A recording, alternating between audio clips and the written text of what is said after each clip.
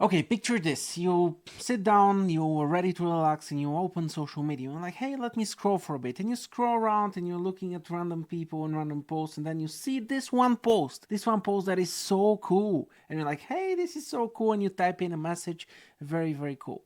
And then just a few seconds later, you get a DM from the same person who posted the post. And you're like, oh, cool, this person is very communicative. Let me have a chat with them. And then you send a hi. And then 5 seconds later, you get a hey, buy my productivity course for $7,032.07. How do you react? You probably react with a very thoughtful but a very firm, ugh.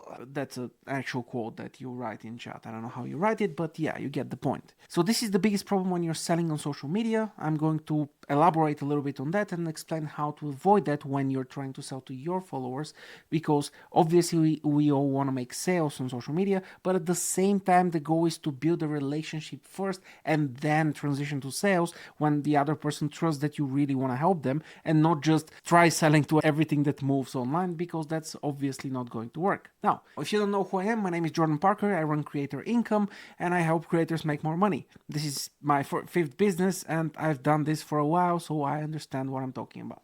Let's get to the actual problem.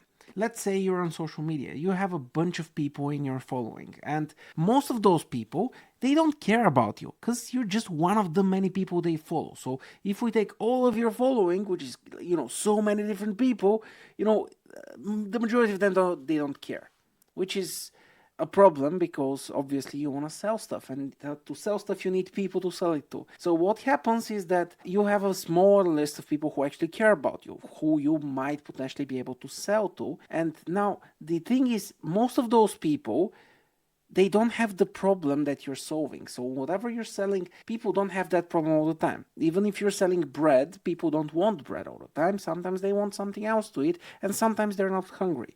So from all of those people you can sell to, which is already a very small number, most of them, if not all of them, but let's say most of them, don't have the problem you can help them with. So you're not trying to be, hey, buy this thing immediately. That would never work. What we do instead is we take every single person in your audience, and instead of trying to sell to them immediately, you go to person number one and you're like, hey, how are you? And then you have a conversation with them. And then you go to person number two, hey, how are you? And then you have a conversation with them as well. And then you do this with person number three and person number four and person number five. Yes, during those conversations, you're looking for problems they have that you might potentially can help with. Yes, that's fine. That's normal. And this is how, organic sales work. But you're first trying to understand them, and then you're trying to sell them if you can help them. Only if you can help them. Only if there is a win-win. Only then you're trying to sell them anything. So what do you actually do? How do you actually transition from followers to buyers?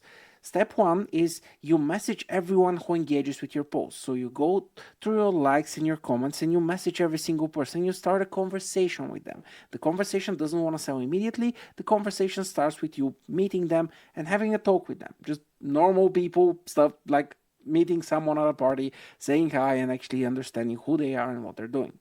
After you get that, then it's step number two. You look for problems you can help with. Maybe you can help with one thing, maybe you can help with 15 things. Whatever the case, you look for whatever thing that you can help with in the conversation. You ask them questions that lead them to potential problems, and you softly or not so softly lead the conversation to something that you can actually help with, or figure out if you just need to disqualify the person because you can't really help them with anything they struggle with right now, which is fine. And step number three, only after you realize you can help them and after you open the conversation, you got them then to a point in which they're talking about their problems, only then you can offer them something. And usually you want to offer them something that is pretty cheap as an entry product, or even free, depending on what kind of proof you have for your results. So you can actually get them through the door, have a chat with them, show them who you actually are, how you actually work, and how you can actually help them, and only then upsell them into something more expensive. Because if you go to a complete stranger be like, hey, buy my $300 a month thing, they'll probably say no. If you first sell them something cheaper, or at least a one-time purchase, then they might consider your recurring thing, and that can start the relationship, and that can show them your skills, and then they can invest more into working with you. And yeah, that's pretty much it for this video. It's a pretty simple concept. Join Creator Income from the link below. This is where I send most of my best tips way before I can publish them on YouTube, so you get them firsthand and you can improve your business faster. See ya.